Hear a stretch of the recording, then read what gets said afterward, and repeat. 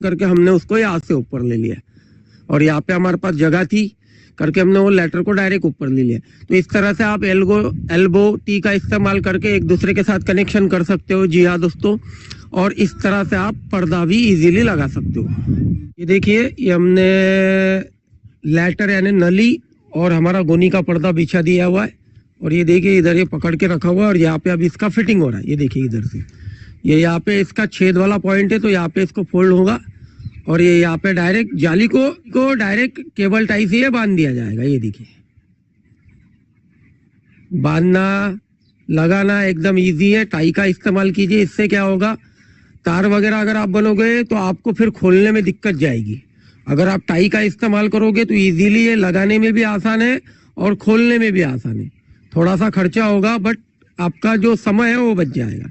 इस तरह से यहाँ पे लगाना है कि आप अभी देख सकते हो हमने नीचे के साइड से ऊपर इसको लगाया दोस्तों। नीचे के साइड में हमने इसे कोई फिक्स वगैरह नहीं किया है, हमने सिर्फ फिक्स इसको ऊपर के साइड में टाई से किया हुआ है। जी हाँ, जी हाँ, इसको टाई, ये जो टाई आती है ना छोटी केबल टाई, इससे हमने फिक्स किया है ताकि जैसे ही गर्मी खत्म हो जाए हम अंदर से टाई काट देंगे और ये निकल जाएगा, पाइप भी अलग निकल जाएगा और गोनी वाला पर्दा भी हमारा अलग निकल जाएगा। जी हाँ दोस्तों, हमने यहाँ पे कोई सिया विया नहीं है, हमने सिर्फ इसको ऐसा लपेटा है और टाई मारी हुई है। और आप देख सकते हो ये जो हमारा 16 mm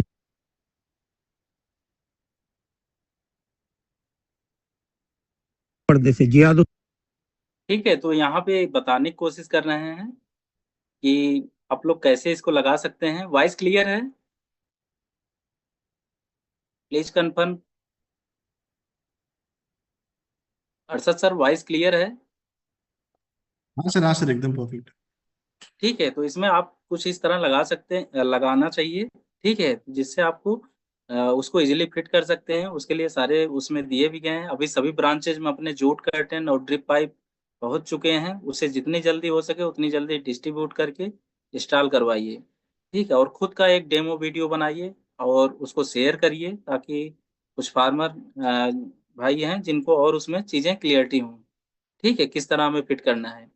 और जिसे लगता है हमारी जाली डैमेज होगा, कुछ फार्मर बता रहे थे कि जाली भी डैमेज हो जाएगा सर इसमें, पानी अगर रेगुलर गिरता रहेगा, तो उनके लिए मैं ये कहना चाहूँगा कि एक आप अलग से एक वायर ले सकते हैं, जो मोटा वाला आता है। उसके हेल्प से आप अपने इस जूट कर्टन और ड्रिप पाइप को लगा सकते हैं थोड़ा हट के। ठीक है।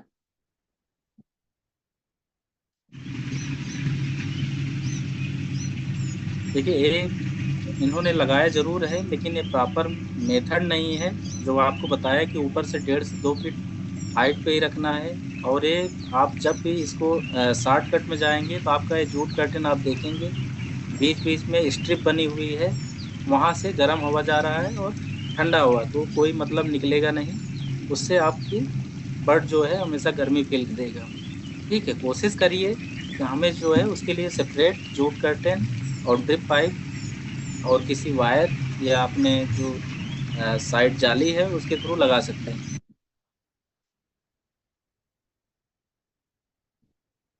ठीक है, कुछ इस तरह।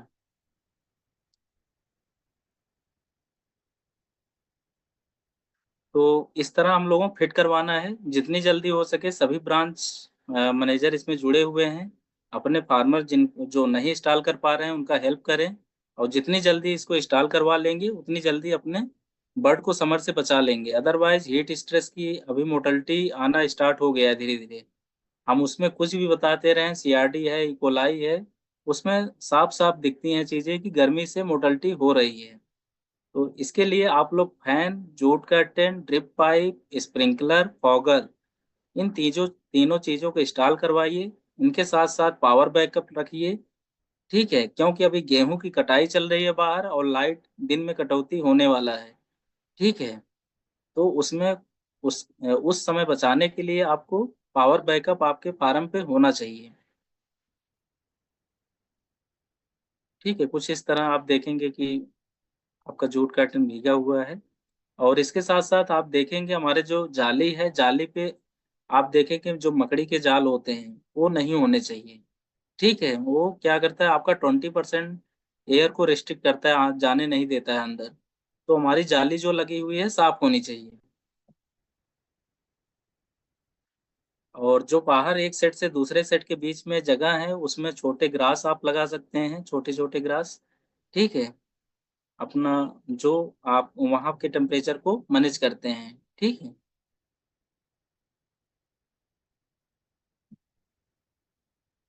पावर बैकअप के लिए जनरेटर आप सोलर पैनल अपने कैपेसिटी के हिसाब से लगाइए। और डीजल 1 लीटर हम लोग बचाने के चक्कर में क्या होता है कि फार्मर भाई सोचते हैं कि हमारे यहाँ हमने 1 लीटर अगर आज किया और ज़्यादा हमारा पैसा खर्चा हो रहा है और एक दिन बचाने के चक्कर में उसमें हमारी अगर 10 मोर्टलिटी बढ़ गई तो सारा कास्ट वही उससे ज़्यादा नुकसान हो जाता है। तो इसलिए सभी फार्मर भाई इसमें आप जनरेटर में अपने डीजल को बना के रखिए, चला उसको जब भी ज़रूरत लगे चला के रखिए। ठीक है, और अपने पास स्टोरेज में भी रखिए डीजल, ताकि आप गर्मी से अपने बर्ड को बचा सकें। ठीक है, ये कंप्लीट है सेट। इस सेट में देखेंगे आप मैनुअल थर्मामीटर भी है और अपना डिजिटल भी है, फॉगर भी लगा हुआ है, फैन भी लगा हुआ है। तो एक कुछ इस तरह अपने सेट को मेंटेन करना है, जोड़ कट एंड ड्रिप पाइप और स्प्रिंकलर। ठीक है,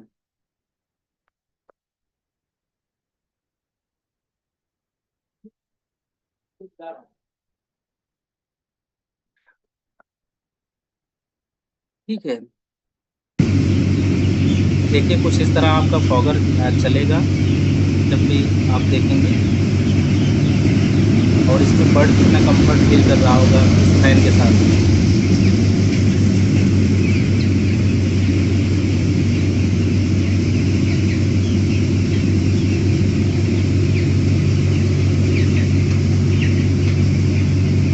और देखना है फॉगर हमारा प्रॉपर प्रेशर होना चाहिए फॉगर में। फॉगर ऐसा ना हो कि हमारा लीटर कंडीशन ही वेट हो जाए। ठीक है, और एक केस स्टडी है। इस केस में देखा गया कि हमारा फार्मर हैं, उनका 5,000 कैपेसिटी फ्लाक है, 35 डेज उनका उस समय एज रहता है बर्ड का। और जो टारगेट बॉडी वेट था 2.2 केजी पर बर्ड, और स्टैंडर्ड 1.55। ठीक है, और एवरेज फीड कास्ट 40 रुपये, और जो ब्रॉयलर सेलिंग प्राइस 110 रुपये। इसमें समझाने की कोशिश कर रहे हैं 5,000 बर्ड में। और इसमें ये मैनेजमेंट ना होने की वजह से इन कास्ट पे अगर कैलकुलेशन करें तो हमारा कितना लॉसेज है। ठीक है, तो उस लॉसेज को प्रिवेंट करने के लिए हम कितना उसमें इन्वेस्टमेंट करें कि वो ये उस इस लॉसेज से बचा जा सके।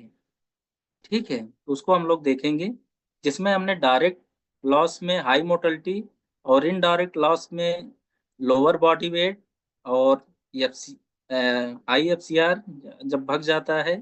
और जो अपना कल बर्ड जो यूनिफॉर्मिटी नहीं आती, छोटे बड़े बर्ड बहुत ज़्यादा बच जाते हैं। ठीक है, तो उनका उनसे कैलकुलेशन किया है। आपको इसमें एक एक करके दिखाते हैं। ठीक है, डायरेक्ट लॉस में आप देखेंगे यहाँ पे नॉर्मल मोर्टेलिटी आपकी 3% होनी थी। 3% में 5,000 का 150 बर्ड हुआ। और मोर्टेलिटी हीट स्ट्रेस से 8% तक गया, और जिसकी वजह से 400 बर्ड हुए टोटल मोर्टेलिटी। और नॉर्मल मोर्टेलिटी हमारा 150 हुआ था, तो 150 माइनस 400 टोटल हीट स्ट्रेस की वजह से जो मोर्टेलिटी हुआ 250 आ गया। ठीक है, उस 250 बर्ड पे हमने 2.2 केजी बॉडी वेट ले लिया, क्योंकि उस समय तैयारी जो थी 2.2 केजी।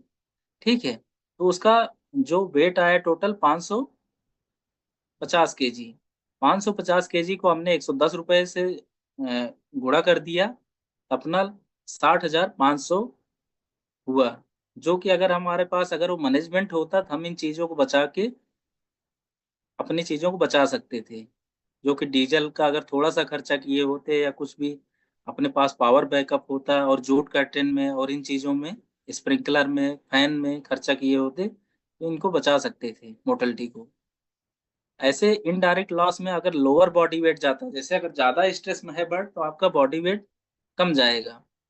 ठीक है? तो उस समय जहाँ हमारा 2.2 आना था, वो आपका एक्चुअल वेट जो है हीट स्ट्रेस की वजह से 2 केजी आया। और 2 केजी पे आप देखेंगे जो वेट लॉस हुआ अपना, हमारा कितना हुआ 200 ग्राम। ठीक है, अब 200 ग्राम यानी 0.2 kg। और टोटल वेट लॉस अगर 5000 बर्ड से देखें इंटू करें तो हमारा 1000 kg का नुकसान हुआ। और 1000 kg का अगर हमें उसका 110 रुपए में बेचते तो लगभग अपना ये 1,10,000 रुपए बनता। ठीक है, इस केस को आपको हम दे देंगे, हमारे बीएम लोग सभी फार्मर भाई को समझाएंगे, उनको अगर इसमें कोई चीजें क्लियरिटी नहीं है तो अगर हम क्या उसमें इन्वेस्टमेंट कर रहे हैं और उसकी वजह से हम कितना बचा सकते हैं उसको आप इसमें दिखा सकते हैं, देख सकते हैं अपने आप को, हम अपनी चीजों को कैसे बचा सकते हैं। ठीक है, इनडायरेक्ट लॉस में आप एफसीआर देखेंगे, एफसीआर आपका 1.55। ठीक है, अगर एफसीआर हीट स्ट्रेस की वजह से जो उसका एफसीआर भाग गया 1.75 हो गया, और 1.75 और नॉर्मल एफसीआर को हमने माइनस करके उसमें 2 kg से इंटू करते हैं और 5000 बर्ड का, तो टोटल आपका जो एक्स्ट्रा फीड कंजप्शन आ जाएगा। ठीक है, तो 2000 kg आपका एक्स्ट्रा फीड कंज्यूम करेगा बर्ड।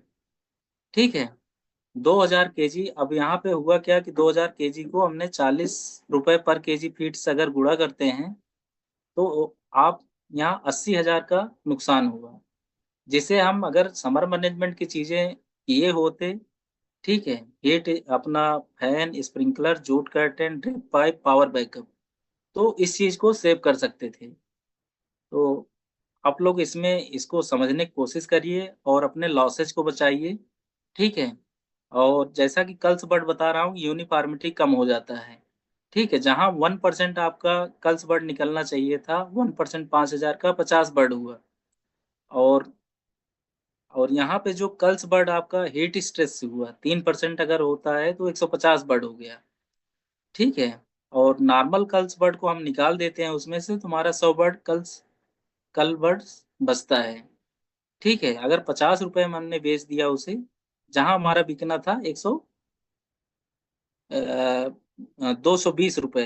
ठीक है, अगर हमारा 110 रुपए पर केजी के हिसाब से बिकना था, और वहाँ 50 रुपए में हमारा बर्ड, जो छोटे बर्ड हैं उसके हिसाब से ले लिया पर बर्ड के हिसाब से, और अगर हमारी वहाँ तैयारी होती अच्छी और 2 kg का बर्ड होता, ठीक है, तो अपना जो टोटल रुपी है 220 रुपए में बिकता है वो बर्ड।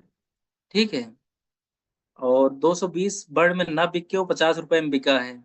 अगर हम 50 रुपए को भी निकाल देते हैं तो हमारा 170 रुपए का नुकसान हुआ।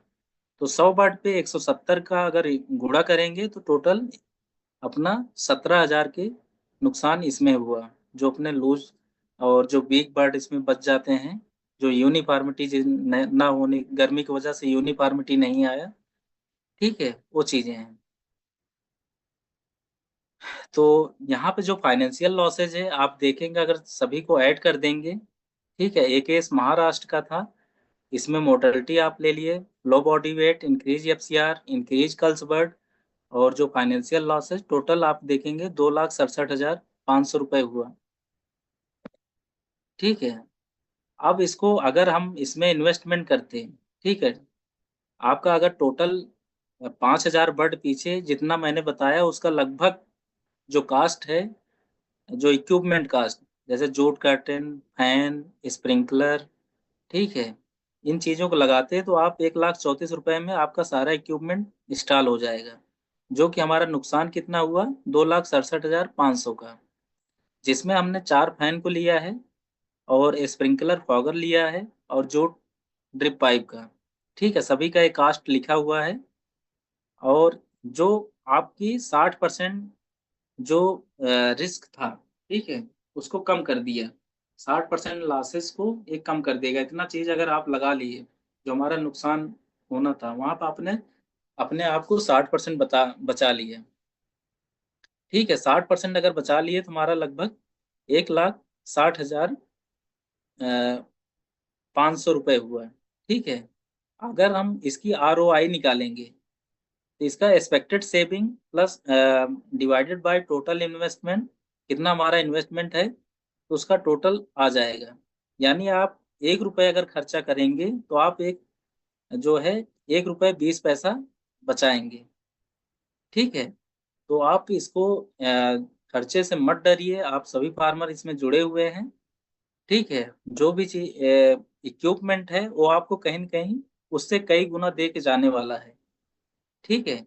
जो आपके फाइनेंशियल लॉसेस को बचाएगा और बर्ड की जरूरत कूलिंग है, कूलिंग को प्रोवाइड करेगा ये इन्वेस्टमेंट। एफसीआर कंट्रोल रहेगा, मोर्टेलिटी कंट्रोल रहेगा, ठीक है। बॉडी वेट इंसेंटिव हम लोग क्वालिफाइड हो सकते हैं अगर टेम्परेचर हमारा मेंटेन है, और डिजीज जो रिस्क है उससे आप बचे रहेंगे। अदरवाइज स्ट्रेस में होगा, स्ट्रेस में बीमारियां आएंगी, उससे आपका नुकसान बढ़ता चला जाएगा, ठीक है। तो इसलिए इसमें ज्यादा खर्चा नहीं है, वन टाइम इन्वेस्टमेंट है, आप इसको लगाइए। कुछ फार्मर अपने लगा भी चुके हैं, काफी अच्छे तरीके से इसको इम्प्लीमेंट किए हैं। तो हम सभी से रिक्वेस्ट करेंगे आप सभी लोग अपने यहाँ इन चीजों को इंस्टॉल करें। Thank you. तो अभी इसमें अगर किसी को इससे रिलेटेड कोई चीजें तो किसी को कुछ पूछना है तो पूछ सकता है, समर मैनेजमेंट से रिलेटेड अगर किसी को सर कोई डाउट जी, है। सर जी पूछना है। Hello sir. हाँ हाँ बताइए। सर मैंने पंखा लिया था कंपनी से। हाँ मेरा पंखा एक हफ्ते में जल गया था, उसका कोई रिक्वायरमेंट सर नहीं है। कब लिया था?